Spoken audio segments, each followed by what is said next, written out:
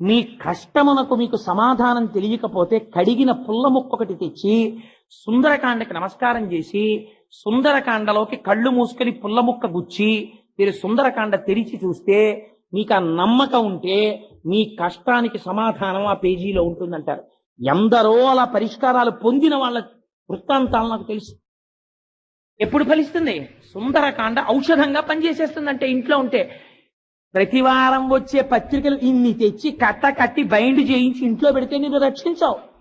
సుందరకాండ నిన్ను రక్షిస్తుంది. ఇంట్లో 50 రూపాయలు పెట్టి సుందరకాండ కొంత ఇచ్చి ఇంట్లో పెట్టుకోలేవు, పెట్టుకోగలవు, నీకు ఆ శక్తి ఉంది, కానీ నీకు పూనిక లేదు, నువ్వు కొనవు. నీకు అక్కర్లేదు రామాయణం, నీకు అక్కర్లేదు సుందరకాండ, నీకు అక్కర్లేదు హనుమమూర్తి. 1000 రూపాయలు పెట్టి పనికి మాలినటువంటి క్యాన్వాస్ మీద ఇంకు చిమ్మిన చిత్రాలు తెచ్చి ఇంట్లో పెట్టుకుంటావు.